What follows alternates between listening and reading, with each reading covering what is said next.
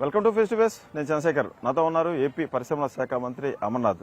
ఎలక్షన్లు వచ్చాయి. ఎలక్షన్లో వైసీపీ గెలుస్తుందని గట్టి ధీమా వ్యక్తం చేస్తా ఉన్నారు వైసీపీ మంత్రులు, వైసీపీ నాయకులు. అంత ధీమా ఎందుకు వచ్చింది, ఎక్కడి నుంచి వచ్చింది, మంత్రిగా ఉన్న అమర్నాథ్కు సీట్ ఎందుకు లేకుండా పోయిందనే విషయాల గురించి ఈరోజు ఫేస్ టు ఫేస్లో మంత్రి గారిని అడిగమంటాడు. సార్, ఫేస్ టు ఫేస్కి వచ్చారు. పవన్ కళ్యాణ్ని టార్గెట్ చేసి మీరు ఎక్కువ లాస్ అయ్యారని ఒక ప్రచారం ఉంది, అది వాస్తవం కాదు? ఇది నేను పొలిటికల్గా నేను పార్టీకి అధికార ప్రతినిధిగా ఉన్నా, అఫీషియల్ స్పోక్స్మెన్ని, దాంతోపాటు మంత్రిగా ఉన్నా. మంత్రిగా ఉన్నప్పుడు పార్టీ బాధ్యతలు నెరవేర్చేటువంటి క్రమంలో నన్ను మంత్రి హోదాలను చూస్తారు. అఫీషియల్ స్పోక్స్మెన్గా నేను మంత్రి కాకముందు కూడా మాట్లాడా. ఎందుకు మాట్లాడాను, నేనేమి స్పెసిఫిక్గా నాకేం పని లేక ఊరికనే వచ్చి నేను నాకు మాట్లాడాల్సిన సరదా నాకేమన్నా. జగన్మోహన్ రెడ్డి గారిని వైసీపీలో ఉందా? ఇప్పుడు బాలకృష్ణ వచ్చి జగన్మోహన్ రెడ్డి గారిని తిట్టినా నేను తిడతాను. అంటే మీరు కన్స్ట్రక్టివ్ క్రిటిసిజం మా పార్టీకి సంబంధించి, మా నాయకుడిని సంబంధించి, మా పార్టీ విధానాలకు సంబంధించి వారు నోటికొచ్చినటువంటి మాటలు మాట్లాడినప్పుడు పార్టీ అధికార ప్రతినిధిగా మా బాధ్యత ఉంది. బాధ్యత వహించి ఆ పని చేయాల్సినటువంటి అవసరం ఉంది. ఈరోజు మేము దేనికి మంత్రిని అయ్యాను? నేను పార్టీ వల్లే కదా మంత్రిని అయ్యాం. ఈరోజు ఈ స్థాయి హోదా ఇచ్చినటువంటిది పార్టీని ప్రొటెక్ట్ చేసుకోలేకపోతే నీకు ఈ హోదా ఎందుకు ఇవ్వాలి పార్టీ? సో ఈ క్రమంలో వారు ఏదైనా కన్స్ట్రక్టివ్ క్రిటిసిజం చేయమనండి. ఇదిగో ఇది జరగట్లేదు, లేకపోతే ఈ పాలసీలో ఇది ఉంది, లేకపోతే మీరు గవర్నమెంట్ రాకముందు ఈ మాట చెప్పారు, ఇది చేయలేదు, దీనికి సమాధానం ఏంటని అడగమనండి. చెప్పి తీసుకొడతాను, మక్కలు ఎరగొడేస్తాను, లేకపోతే అది తన్నేస్తాను, ఇది తన్నేస్తాను, నడుము ఎరగొడేస్తాను, ఏమి మాటలు నేను. మరి ఇలాగన్నీ జగన్మోహన్ రెడ్డి గారు నోటుకు వచ్చిన మాటలు మాట్లాడితే ఉత్తరాంధ్రలో సాఫ్ట్ గా ఉంటది, నాయకుల లాంగ్వేజ్ కానీ జనం లాంగ్వేజ్ సాఫ్ట్ గానే ఉంటుంది, మాది అలాగే ఉంటుంది. కానీ మీరు ఈ మధ్య పరిగెత్తించి కొడతాము, ఉరికిచ్చి కొడతాము అంటే ఒకటి సందర్భం పరిగెత్తి కొట్టడం అనేది మా దగ్గర మామూలు పరిగెత్తి కొడతామని అంటుంటాం. మా ఉత్తరాంధ్ర యాస అది కామనే.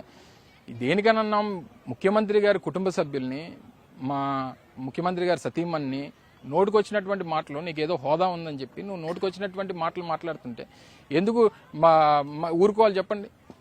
ముఖ్యమంత్రి గారి భార్యకి జరుగుతున్నటువంటి పరిపాలనకి ఏం సంబంధం?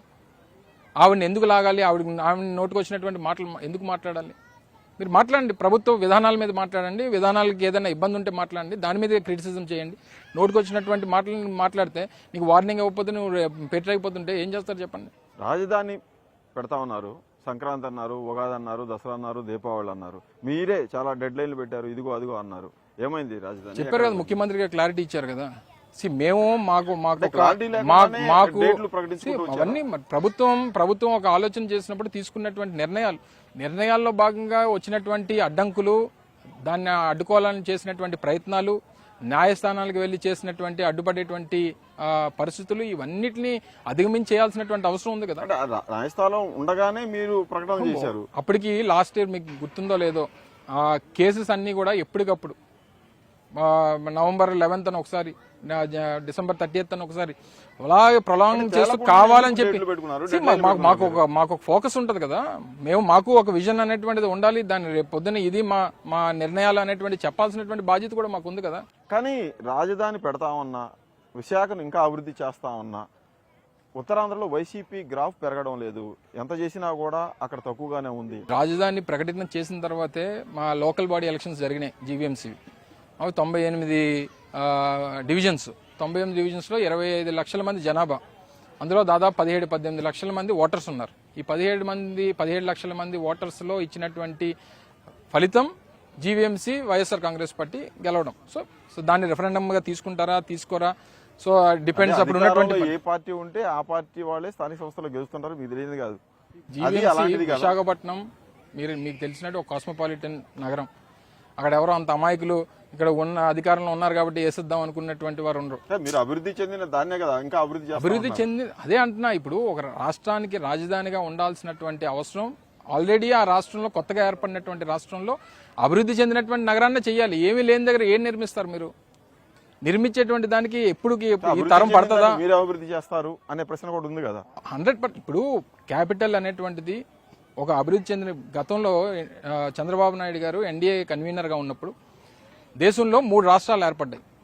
అప్పటికే ఉన్నటువంటి ఉత్తరాఖండ్ కానీ, జార్ఖండ్ కానీ, లేదా ఛత్తీస్గఢ్ కానీ. మరి అప్పుడు ఉన్నటువంటి మూడింటి దగ్గర కొత్త రాజధానులు ఎందుకు నిర్మించలేదు? అక్కడ కూడా 50,000 భూములు తీసుకొని, ఎకరాల భూములు తీసుకొని కొత్త రాజధానులు నిర్మించండి అని చెప్పి ఆ రోజు ఎన్డీఏ కన్వీనర్గా ఉన్నారు కదా ఆయన. అప్పుడు సలహా ఇచ్చి ఉండొచ్చు కదా. మరి అప్పటికే అభివృద్ధి చెందినటువంటి డెహ్రాడూన్ కానీ లేదా రాంచీ కానీ రాయ్పూర్ కానీ ఎందుకు సెలెక్ట్ చేశారు? సో ఇనీషియల్ ఇన్వెస్ట్మెంట్ ఒక ప్రాంతం మీద పెట్టేస్తే అప్పటికే కొత్తగా ఏర్పడినటువంటి రాష్ట్రం, రెవెన్యూస్తో ఇబ్బందులు ఉంటాయి. ఉన్నటువంటి దాన్నే మనం ఏదో సక్రమంగా చేసుకోవాలనేటువంటి పరిస్థితి ఉండాలి తప్ప ఇప్పుడు విశాఖపట్నం ఎవరన్నా జస్టిఫై చేయమనండి. విశాఖపట్నం అనేటువంటిది క్యాపిటల్గా ఉపయోగపడదు అనేటువంటి మాట ఎవరన్నా చెప్పమనండి. జీవీఎంసీ గెలుచుకున్నారు, గ్రాడ్యుయేట్ ఎమ్మెల్సీ ఓడిపోయింది ఉత్తరాంధ్రలో, దానికి ఎవరిది బాధ్యత? జీవీఎంసీ ఎలక్షన్స్ లో స్టార్టింగ్ ఫ్రమ్ ప్రతి అంటే జనరల్ ఎలక్షన్స్ లో ఎవరైతే ఓటేస్తారో ప్రతి ఒక్కరికి అందులో ఓటు హక్కు ఉంటుంది. గ్రాడ్యుయేట్ ఎలక్షన్స్ వచ్చేసరికి you have only one category of people. మిమ్మల్ని వ్యతిరేకించే వాళ్ళు ఏదన్నా అనుకున్నామండి, అంటే అదే గ్రాడ్యుయేట్స్ లో మాకు రావాల్సిన పర్సెంటేజ్ కూడా వచ్చింది కదా. ఎక్కడ కూడా అనేది ముఖ్యం కదా. నేను కాదనట్లేదు, ఎక్కడన్నా సరే వాళ్ళకి 39% వచ్చింది. ఎక్కడన్నా సరే ఫస్ట్ ప్రయారిటీ ఆఫ్ ఓటుతో ఏదైనా గెలిచిందని చెప్పండి. ఫస్ట్ ప్రయారిటీ ఓటుతో ఎవరు గెలలేదు కదా. మీరు వ్యతిరేకత ఉన్నటువంటి సెక్టర్ కదా అని మీరు అన్నారు కదా. నేనేమంటానంటే అందులో మాకు విశాఖపట్నంకి వచ్చేసరికి ఫస్ట్ ప్రయారిటీకి మాకును ఉన్నది 10,000 తేడా వచ్చింది. సో ఆ 10,000 తేడాలో ఓవరాల్గా 2 లక్షల ఓట్లు పోలైతే మాకు 75,000 ఎంత వచ్చింది, వారికి 85,000 ఎంత వచ్చింది. మరి 75,000 మంది చదువుకున్నటువంటి వారు మాకు ఓటేశారు కదా. గెలిచిన వాడు కదా ముఖ్యం. నేను కాదనట్లా, నేను ఇప్పుడు ఓవరాల్ గా ఇప్పుడు ఇందాక నేను అనేది ఏంటంటే ఓవరాల్ గా 2 లక్షల ఓటర్స్ ఉన్నటువంటి విశాఖపట్నం పరిధిలో పోలింగ్ అయింది 2 లక్షలు.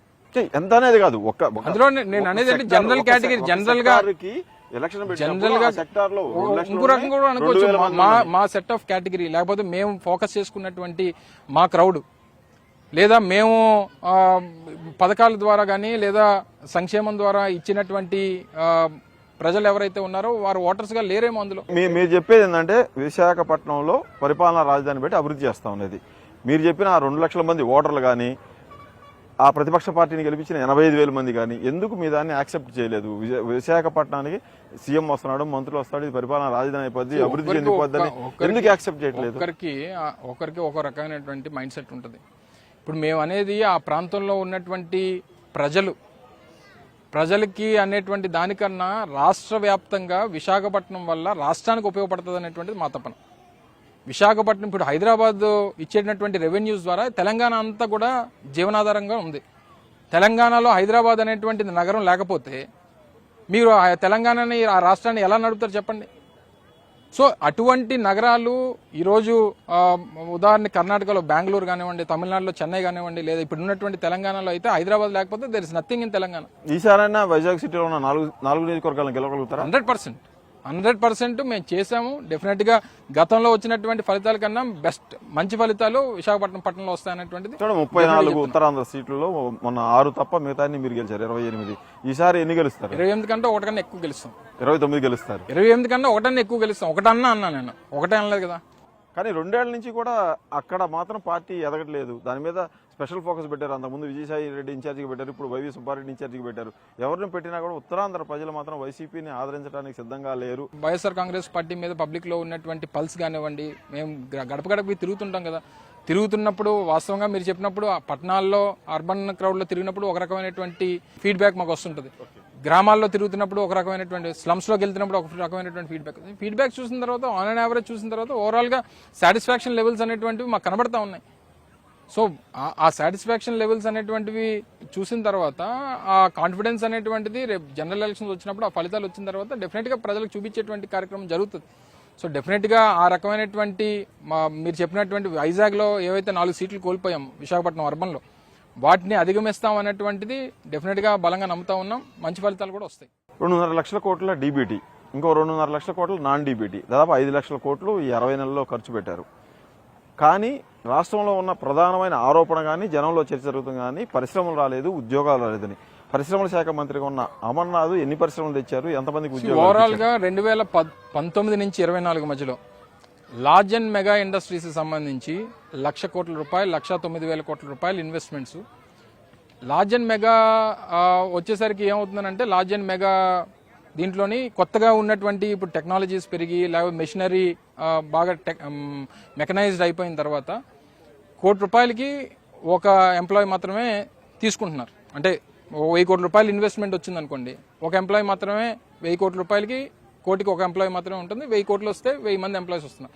ఇలా లార్జ్ అండ్ మెగాలో 1,09,000 కోట్లకు సంబంధించి దాదాపు 1,00,000 మందికి పరిశ్రమల్లో 2019 నుంచి 24 మధ్యలో 1,00,000 మందికి ఉపాధి కల్పించేటువంటి కార్యక్రమాన్ని చేశాం. ఎంఎస్ఎంఈ సెక్టర్కి వచ్చేసరికి గతంలో ఎన్నడూ లేని విధంగా 2.5 లక్షల ఎంఎస్ఎంఈలు స్థాపించి దాదాపు 16 లక్షల మందికి ఎంఎస్ఎంఈ అంటే అందులో స్వయం ఉపాధి కానివ్వండి, లేకపోతే చిన్న చిన్న ఎంటర్ప్రీనర్స్ కానివ్వండి, లేకపోతే కుటీర పరిశ్రమలు అంటారు, మైక్రో స్మాల్ ఎంటర్ప్రైజెస్ కానివ్వండి, వీటి ద్వారా 2.5 లక్షల కొత్త వ్యవస్థలో ఏర్పాటయ్యి దాదాపు 16 లక్షల మందికి. ఎందుకంటే మీకు ఎంఎస్ఎంఈకి వచ్చేసరికి ఇన్వెస్ట్మెంట్ తక్కువ ఉంటుంది, ఎంప్లాయ్మెంట్ ఎక్కువ ఉంటుంది. అదే మీకు లార్జ్ అండ్ మెగాకి వచ్చేసరికి ఇన్వెస్ట్మెంట్ ఎక్కువ ఉంటుంది, ఎంప్లాయ్మెంట్ తక్కువ ఉంటుంది. సో ఆన్ అండ్ యావరేజ్ మనం చూస్తే 1,00,000 మందికి పైచిలుకు లార్జ్ అండ్ మెగా ఇండస్ట్రీస్లో చూసుకుంటే ఉన్నది. మీకు ఎంఎస్ఎంఈ సెక్టర్కి వచ్చేసరికి దాదాపు 15 లక్షల మందికి ఉపాధి కల్పించేటువంటి కార్యక్రమాలు చేస్తాం. ఇక గవర్నమెంట్కి సంబంధించి మీకు ఇప్పటికే ఐడియా ఉంటుంది, 6 లక్షల మందికి, అంటే గతంలో 4 లక్షలు ఉండారు, ఇప్పుడు నేను వాలంటీర్లు కాకుండా చెప్పేది 4 లక్షల మంది ఉండారు, అది కాస్త ఇప్పుడు 6 లక్షల మందికి అయింది. కానీ వచ్చిన పెట్టుబడులు కంటే పోయిన పెట్టుబడులు కూడా అంతే సమానంగా ఉన్నాయి. లూలు కంపెనీ కానీ, జాకీ కంపెనీ కానీ, ఫ్రాంక్లిన్ టెంపుల్ కానీ, ఇలాంటి కంపెనీలన్నీ కూడా. లూలు దానికి ఒక ఉదాహరణ చెప్తాం మీకు. విశాఖపట్నంలోనే కాదు, ఆంధ్రప్రదేశ్ రాష్ట్రంలో అత్యంత విలువైనటువంటి భూమి గత ప్రభుత్వం లూలుకి ఇచ్చింది. అక్కడ నాకు తెలిసి ఎలా లేదన్నా 13.5 ఎకరాలు ఏదైతే లూలుకి ఇచ్చిందో దాని విలువ 1000 కోట్ల రూపాయలు ఉంటుంది. 1000 కోట్ల రూపాయల విలువైనటువంటి భూమిలో 600 కోట్లు పెట్టి ఒక మాల్ కడతామంటే అది చంద్రశేఖర్ గారో లేకపోతే అమర్నాథ్ కూడా చేసేస్తాడు. అవునా కదా చెప్పండి. ఒక ఇంటర్నేషనల్ సంస్థ వచ్చి ఒక వ్యవస్థనే స్థాపిస్తాం, లేదా ఒక మాల్ కడతామనో, లేదా ఒక 5 స్టార్ హోటల్ కడతామో, ఒక కన్వెన్షన్ సెంటర్ కడతాం అన్నప్పుడు ఏం చేయాలి? అటువంటి సంస్థని ఒక సిటీకి కొంచెం దూరంలో స్థాపించి అక్కడ ఒక ఈకో సిస్టమ్ అభివృద్ధి చేసి ఆ ప్రాంతం కూడా అభివృద్ధికి పాటుపడాలి తప్ప నగరం నడిబొడ్డులోని 10 ఎకరాలు ఇలాంటి దగ్గర, ఇప్పుడు మనం విజయవాడ నడిబొడ్డున ఉన్నాం, ఇలాంటి దగ్గర ఇస్తే చంద్రశేఖర్ గారు కూడా పెట్టేస్తారు పెద్ద మాల్లు. అలాంటివి వచ్చినప్పుడు ఏం చెప్పాం, లూలుకి డిస్కషన్స్కి వచ్చినప్పుడు మీకు సిటీ అవుట్స్కట్స్ లో భూమి ఇస్తాం, మీరు అక్కడ స్థాపించండి, తద్వారా ఆ ప్రాంతం కూడా అభివృద్ధి చెందుతుంది. అభివృద్ధి చెందడం వల్ల ఆ నగరానికి, నగర వాసులకి ఉపయోగపడుతుంది. ఇది ప్రభుత్వానికి సంబంధించి విలువైనటువంటి భూమి చేయండి అంటే, లేదు మాకు అక్కడే కావాలి, మాకు ఆయన అక్కడే ఇస్తానండి. ఆయన అక్కడే ఇస్తానంటే మేము ఇవ్వలేమండి, ఇది ప్రభుత్వం ఆస్తి, ప్రభుత్వానికి సంబంధించి విలువైనటువంటి భూమి, మీరు బయటని ఎక్కడ పెడతామంటే ఉచితంగా భూమి ఇస్తామని చెప్తున్నాం. సో అవన్నీ కాదని మేము వెళ్ళిపోతాం ఉన్నారు. ఇవన్నీ అవి కూడా మనం చెక్ చేసుకోవాలి కదా. గ్లోబల్ సమ్మిట్ పెట్టారు, 13 లక్షల కోట్ల రూపాయల పెట్టుబడి, 6 లక్షల మందికి ఉపాధి చేస్తాము. ఎంతవరకు వచ్చింది? ఇప్పుడు మొన్న కూడా అనౌన్స్ చేయడం జరిగింది, అఫీషియల్ గానే మేము ప్రకటించడం జరిగింది. ముఖ్యమంత్రి గారు కూడా వారి ప్రసంగంలో కూడా చెప్పడం జరిగింది. 13.5 లక్షలకు సంబంధించి 19% ఇప్పటికీ కమిషన్, కొన్ని పైప్ లైన్లో ఉన్నాయి, కొన్ని కమిషన్ అయిపోయి, కొన్ని వర్క్స్ కూడా స్టార్ట్ అయిపోయి, కొన్ని భూముల కేటాయింపులు జరిగిపోయినాయి. సో 19% వరకు యాజ్ ఆఫ్ నౌ చేయదు. మేజర్గా 13.5 లక్షల కోట్లలో 8.5 నుంచి 9 లక్షల కోట్ల రూపాయలు గ్రీన్ ఎనర్జీ మీద, అంటే సోలారు, విండ్, పంప్డ్ స్టోరేజ్ మీద మేజర్ ప్రాజెక్ట్స్ రిలయన్స్ కానివ్వండి, లేదా జిందాల్ వాళ్ళు కానివ్వండి, లేదా అదానీ కానివ్వండి, లేకపోతే ఆర్సిలర్ మెటల్, లక్ష్మీ మెటల్ గారు అబ్బాయి ఆర్సిలర్ మెటల్ కంపెనీకి సంబంధించి కానీ, సో ఇలా పెద్ద పెద్ద సంస్థలన్నీ కూడా ముందుకొచ్చాయి. వాళ్ళకి ఆల్రెడీ లొకేషన్స్ అన్ని కూడా చూపించాం. అది ముఖ్యంగా కర్నూలు, అనంతపూర్, కడప, మా ప్రాంతంలో ఉన్నటువంటి అరకు, పాడేరు, రంపచోడవరం అండ్ మన్యం జిల్లాలు, అంటే కొన్ని లొకేషన్స్, స్పెసిఫైడ్ లొకేషన్స్ విండ్ ఎనర్జీకి, సోలార్ ఎనర్జీకి, పంప్డ్ స్టోరేజ్కి కావాల్సినటువంటి జియోగ్రఫికల్ కండిషన్స్ ఏవైతే రిక్వైర్మెంట్ ఉన్నాయో ఇవన్నీ చేసాం. వాటిని కూడా పైప్ లైన్లోకి తీసుకుని వచ్చాం. ఇనీషియల్గా మొదటి సంవత్సరంలో 19% కన్వర్షన్కి పెట్టుబడులు అనేటువంటి తీసుకురావాలి. 8 సంవత్సరాల్లో వడ్డించిన విస్తరణ లాంటి తెలంగాణలో 8 లక్షల కోట్ల రూపాయలు పెట్టుబడి వచ్చిందని వాళ్ళు చెబుతా ఉన్నారు. మీరేమో ఏడాదిలోనే 13 లక్షల కోట్లు వచ్చేసాయని చెప్తాం. ఫస్ట్ నుంచి చెప్తా ఉన్నాం, 13 లక్షల కోట్లు ఈ green energy projects 5 to 8 years పడుతుందని చెప్పాం. సో ఇనీషియల్గా ఇందులో 99 ప్రాజెక్ట్స్ ఇండస్ట్రీకి సంబంధించి, అవి నెక్స్ట్ 2 years 1 yearలో అయిపోయినటువంటివి కొన్ని ఉన్నాయి. టూరిజం ప్రాజెక్ట్స్ ఒక 20,000 కోట్ల రూపాయలు ఉన్నాయి. సో టూరిజం ప్రాజెక్ట్ సంబంధించి మేఫేర్ కానివ్వండి, లేదా ఒబ్రాయ్ కానివ్వండి, లేదా గండికోటకి సంబంధించి మీరు అందరూ కూడా చూసే ఉంటారు. ముఖ్యమంత్రి గారు ఇప్పటికే ఫౌండేషన్స్ వేయడం జరిగింది, పనులు కూడా జరుగుతూ ఉన్నాయి. అలాగే ఫుడ్ ప్రాసెసింగ్ సంబంధించి కొన్ని ప్రాజెక్టులు స్టార్ట్ అయినాయి. ఇండస్ట్రీ, ఎనర్జీ డిపార్ట్మెంట్కి సంబంధించినటువంటి మేజర్ ఇన్వెస్ట్మెంట్స్, ఇందాక మీకు చెప్పినట్టు మేజర్ ఇన్వెస్ట్మెంట్స్. ఇందులో 19% అంటే ఆల్మోస్ట్ 2 లక్షల కోట్ల రూపాయలకు సంబంధించినటువంటి వర్క్స్ అనేటువంటివి కొన్ని ప్రాజెక్ట్స్ స్టార్ట్ అయిపోయినాయి, కొన్ని కమిషనింగ్ జరుగుతున్నాయి, కొన్ని భూముల కేటాయింపులు జరిగినాయి, కొన్ని పర్మిషన్స్ దగ్గర ఉన్నాయి, కొన్ని క్లియరెన్స్లు ఉన్నాయి. సో ఇవన్నీ జరుగుతూ ఉన్నాయి. సంవత్సరంలోని 90% కాదు 19% ఇది రానటువంటి నెక్స్ట్ 5 years లో ఇవన్నీ కూడా మెటీరియల్ అవుతాయి. ఎందుకంటే ముందుగానే ఎంఓయూస్ చేసుకున్నప్పుడే ఇవి స్క్రూటినీ చేసి గ్యారంటీగా ఇవి కమిషన్ చేసేటువంటి దానికి అవకాశం ఉంటుంది అంటేనే మేము కూడా ఎంఓయూస్ చేసుకున్నాం. సో అది కూడా క్లారిటీ ఉండే చేస్తాం. సో దావోస్ ఎందుకు లైట్ తీసుకున్నారు? 5 ఏళ్ళు ఒకసారి మాత్రమే పోయారు, నిన్న కూడా ఈ సంవత్సరం కూడా వెళ్ళలేదు. మొన్న దావోస్ వెళ్ళొచ్చిన తర్వాత చలిగా ఉందని సిసి మీరు పాపం అమ్మాయి గీతాంజలి మాలాంటి ధైర్యం ఉంటే గుండె కాదు కాబట్టి పాపం అమ్మాయి ఆత్మహత్య చేసుకుంది. ఎందుకంటే రాజకీయాల్లో ఉన్నాం, మేము రాజకీయాల్లో ఉన్నాం. ఎదుటివాడు మనల్ని విమర్శిస్తాడు, విమర్శలు తట్టుకునేటువంటి శక్తి ఉంటేనే రాజకీయాల్లో ఉండాలి. ఇప్పుడు నేను మాట్లాడిన దాన్ని ఏ రకంగా చిత్రీకరించేటువంటి ప్రయత్నం చేశారు అనేటువంటిది కూడా మీరు కూడా వెళ్ళి చూస్తే బాగుంటుంది నా ఉద్దేశంలో. ఎందుకంటే మీరు ఇంకా ఆ పాత వాళ్ళు చెప్పిందో లేకపోతే మీకు ఆ రీల్స్లోనో షార్ట్స్లో వచ్చిన ట్రోల్స్ని చూసి మీరు అపార్థం చేసుకుంటారు చెప్తున్నా. సో నేను చెప్పినటువంటి దాన్ని ఏ రకంగా చిత్రీకరించేటువంటి, ఎందుకంటే నిన్న జరిగినటువంటిది చాలా హృదయ విదారకమైనటువంటి సంఘటన. పాప అమ్మాయి తట్టుకోలేక అమ్మాయి మీద వచ్చినటువంటి కామెంట్స్, అమ్మాయి మీద వచ్చినటువంటి ఇవన్నీ చూసి ఒక ప్రాణం బలైపోయి 2 ఆడపిల్లలు, చిన్న ఆడపిల్లలు 2 ఉన్నారు. సో ఇవన్నీ కూడా కొన్ని మీరు గట్టిగా తట్టుకున్నారు, మీ మీద ట్రోల్స్ నా మీద కాదు, నేను తట్టుకోవడంలో ఇబ్బంది లేదు. ఎందుకంటే నాయకుడిగా లీడర్గా నేను ఇవన్నీ తట్టుకోగలిగితేనే నేను రాజకీయాల్లో ఉండాలి. నా కుటుంబ సభ్యుల మీద, నా భార్య మీద, నా 2 కూతుర్ల మీద, మా అక్క మీద, మా అమ్మ మీద నోటికి వచ్చినటువంటి విషయాలు చేశారు. నేను మాట్లాడినటువంటి తప్పులకి నేను ఏ రకమైనటువంటి తప్పులు ఏ రోజు మాట్లాడలేదు. మీరు అడిగినటువంటి ఇందాక ప్రశ్నకు కూడా నేను సరైనటువంటి సమాధానం చెప్పిన దాన్ని వక్రీకరించేటువంటి కార్యక్రమం చేశారు. దావోస్కి సంబంధించి మేము మే 2022 సంవత్సరంలో మేము ముఖ్యమంత్రి గారితో కలిసి ఒక డెలిగేషన్ వెళ్ళిన తర్వాత అక్కడి నుంచి 6 నెలల్లో మళ్ళీ ఇంకో సమ్మిట్ జరిగితే ఆ రోజు మమ్మల్ని ఏమని చేశారంటే మీకు అసలు ఇన్విటేషనే రాలేదు, మిమ్మల్ని పిల్లలేదు ముఖ్యమంత్రి గారిని అనేటువంటిది ఆరోపణ చేశారు. నేను ఆ రోజు చెప్పడం నేను చూపించింది ఏంటంటే నవంబర్ 26, 2022 సంవత్సరంలోనే మాకు ఇన్విటేషన్ వచ్చింది. నేను మాట్లాడింది జనవరి 2023.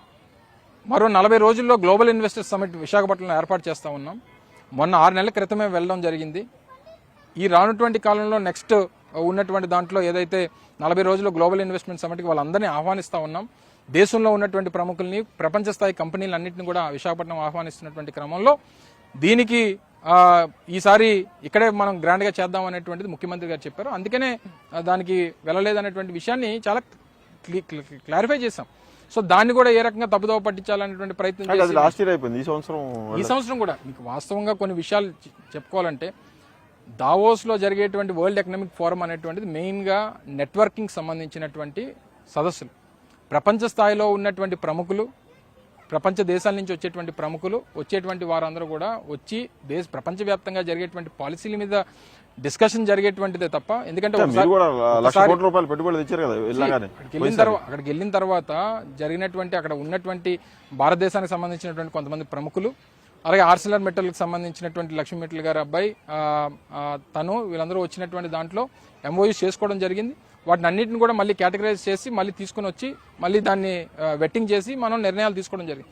వాస్తవానికి పాలసీ మేకింగ్ అన్ని పాలసీస్ సంబంధించినటువంటి ఎక్కువ డిస్కషన్స్, నెట్వర్కింగ్ జరుగుతుంది తప్ప వాస్తవానికి అక్కడ జరిగేటువంటిది సెల్ఫ్ ఇమేజ్ బిల్డింగ్ సంబంధించినటువంటి యాక్టివిటీ జరుగుతుంది తప్ప నాకు తెలిసి అంత ఖర్చు పెట్టి వెళ్లాల్సినటువంటి అవసరం ఉండదు అనేటువంటిది నా అభిప్రాయం.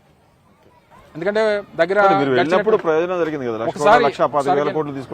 అదే అదానీని, అదే అరవిందోని, వీళ్ళందరినీ కూడా అదే గ్లోబల్ ఇన్వెస్ట్మెంట్ సమిట్ విశాఖపట్నంలో పెట్టి మేము కార్యక్రమం చేయగలిగాం కదా. అవసరం లేదంటారు నా ఉద్దేశంలో. అయితే క్రియేట్ చేయాలి, దావోస్ని క్రియేట్ చేయాలని అన్నాం. మనకు ఉన్నటువంటి అవకాశాలను ప్రపంచానికి చూపించి వాళ్ళని రప్పించి, అవసరం లేనివాడు ఎందుకు వస్తాడు ఆంధ్రప్రదేశ్కి? వారికి ఇక్కడ ఉన్నటువంటి రిసోర్సెస్ ఉపయోగపడతాయి. ఇక్కడ నేను వ్యాపారం చేస్తే నాకు లబ్ధి చేకూరుతుంది. రాష్ట్రం కోసం ఎవరో పెట్టుబడులు పెట్టడానికి రారు, వాళ్ళ అవసరం కోసం ఇక్కడ ఉన్నటువంటి రిసోర్సెస్ని బేస్ చేసుకొని వాళ్ళు పెట్టుబడులు పెట్టడానికి వస్తుంటారు. సో వచ్చినటువంటి దాంట్లో వాళ్ళని ఏ రకంగా మనం వాళ్ళకి సహకారాన్ని అందిస్తున్నాం, ఏ రకమైనటువంటి పాజిటివ్ యాటిట్యూడ్తో ప్రభుత్వం ఉంది అనేటువంటిది మనం చేయాలి తప్ప మనం ఊరకనే మనం పిలిచి రమ్మంటే వాళ్ళు చూసి వెళ్ళిపోతారు తప్ప జరిగేది ఏమి ఉండదు. మొత్తానికి కోడి గుడ్డు పెట్టింది, గుడ్డు ఎక్కడ దాకా వచ్చింది? ఒకటి ఎవల్యూషన్లో భాగంగా ఒక ప్రకటన ఒక మాట అన్నప్పుడు నేను చంద్రబాబు నాయుడు గారు ఒక సందర్భంలో ఏంటి మీ స్పోర్ట్స్కి ఏదో కబడ్డీ పోటీలకు పిలిచారు. కబడ్డీ పోటీలు పెట్టి ఇలాంటిది మీ దగ్గర ఎప్పుడు పెడతారంటే నేను ఇది కాదు, నేను ఏకంగా ఒలింపిక్స్ చేస్తాను అమరావతిలో అన్నట్టు కదా. 19% మేము పెట్టుబడులు కన్వర్షన్ చేసాం. వచ్చినటువంటి దానికి జరుగుతుంటదండి, ఇది మనం వచ్చినటువంటిది కంటిన్యూస్ ప్రక్రియ. నా ఉద్దేశంలో ఫార్ములా ఈ రేసింగ్ వెళ్ళాను నేను. ఈ రేసింగ్ వెళ్తే మీ దగ్గర ఎప్పుడు పెడతారండి అని అడిగారు. బాబు ఈ హైదరాబాద్ లాంటి నగరం 50-60 సంవత్సరాలు పట్టింది ఈ స్థాయికి రావడానికి. ఈ హైదరాబాద్లో ఈ ఎదుగుదలలో కూడా మా ఆంధ్ర ప్రజల తాలూకా పాత్ర ఉంది. ఈ హైదరాబాద్ ఈ స్థాయికి రావడానికి ఆంధ్ర, తెలంగాణ, ఇతర కోస్తాంధ్ర నుంచి వచ్చినటువంటి ప్రజలు పెట్టుబడులు పెడితే ఈ స్థాయికి వచ్చింది. నేను వచ్చి విశాఖపట్నంలో వచ్చే సంవత్సరం పెడతానని చెప్తే తప్పవుద్ది, ఎందుకు గాబరా పడతారు అనేటువంటి విషయంలో చెప్పినటువంటి మాట తప్ప.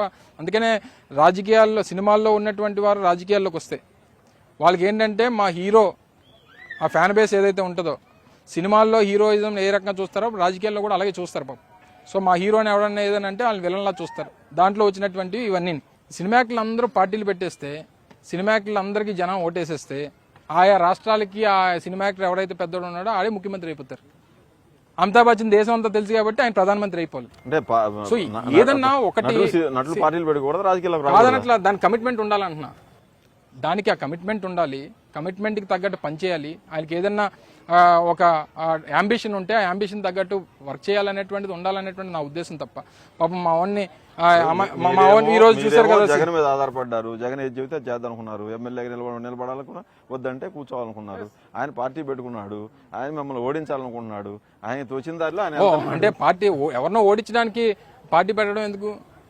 ఎవరినో ఓడించడానికి పార్టీ పెడతారా? ఎవరన్నా 175కి 21. పాపం అదే అంటున్నా. పాపం ఆయన ఇప్పటికన్నా నేను చాలా గౌరవంగా, ఎందుకంటే నాకు చిరంజీవి గారు అంటే అభిమానం. చిరంజీవి గారు తమ్ముడిగా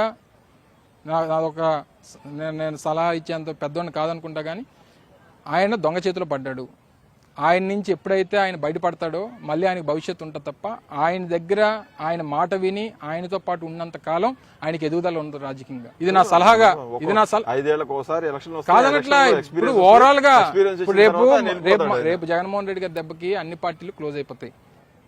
ఇప్పుడు నువ్వు స్టాండ్ అవ్వాలనుకున్నప్పుడు వ్యాక్యూమ్ క్రియేట్ చేసుకోవాలి, పొలిటికల్ గా వ్యాక్యూమ్ క్రియేట్ చేయాలి. జగన్మోహన్ రెడ్డి గారు కాంగ్రెస్ పార్టీ, తెలుగుదేశం పార్టీ ఉన్నప్పుడు జగన్మోహన్ రెడ్డి గారు పార్టీ పెట్టారు. ఆయన టార్గెట్ ఏంటి? కాంగ్రెస్ పార్టీని ఈ రాష్ట్రంలో లేకుండా పార్టీ క్లోజ్ కాకపోతే అదే చెప్తున్నాను కదా సార్ శేఖర్ అన్న. నేను చెప్పేది అదే పాయింట్కి వస్తున్నా. సో అలాంటప్పుడు నువ్వు ఈరోజు రాష్ట్రంలో వైఎస్ఆర్ కాంగ్రెస్ పార్టీ స్ట్రాంగ్ గా ఉన్నప్పుడు, నీకు ఇప్పటికే భారతీయ జనతా పార్టీతో పొత్తున్నప్పుడు, నువ్వు రాష్ట్రంలో ఉన్నటువంటి వీక్ గా ఉన్నటువంటి తెలుగుదేశం పార్టీని క్లోజ్ చేయాలనేటువంటి అభిప్రాయం నీకు వచ్చింటే, అది క్లోజ్ అయ్యి ఉంటే your alternative for Jaganmohan Reddy garu for the next election. BJP Janasena అంతే తప్ప మీరు అదే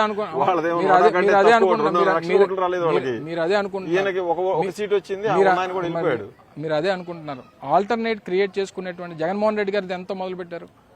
మరి అదే ఒక సీటు జగన్మోహన్ రెడ్డి గారు, అదే ఒక ఎంపీ సీటు జగన్మోహన్ రెడ్డి గారు, ఒక ఎమ్మెల్యే సీటు విజయం గారు కుదిరినట్టుగా క్రియేట్ చేసుకోవాలండి. రాష్ట్రాన్ని విభజించారు. మన సినిమాలో కాంగ్రెస్ పార్టీ క్లోజ్ అయిపోయింది. సినిమాల్లో ఏం చెప్పాం? మనం ట్రెండ్ క్రియేట్ చేయం, ట్రెండ్ సెట్ చేస్తాం అని చెప్పాం, అవునా కదా? మరి అదే అంటున్నా కదా. నేను అనేది ఏంటంటే, నేను ఇప్పటికీ కూడా పెద్ద మనిషిగా, లేకపోతే ఒక సినిమా యాక్టర్గా, లేకపోతే నాకు నచ్చిన చిరంజీవి గారి తమ్ముడిగా, నా తాలూకా సజెషన్ అనుకుంటారో లేకపోతే ఉచిత సలహా అనుకుంటారో ఏమనుకుంటారో, ఆ దొంగను నమ్ముకున్నంత వరకు మీకు రాజకీయ భవిష్యత్తు ఉండదు. ఇప్పటికన్నా ఆయన నిన్న డిస్కషన్ అయింది, 170 సీట్లలో ఈయనకి 24 సీట్లు ఇచ్చారు. ఆయన బీజేపీకి ఒక 6 సీట్లు ఇద్దామని చెప్పేది అనుకున్నారు అన్నటువంటి డిస్కషన్.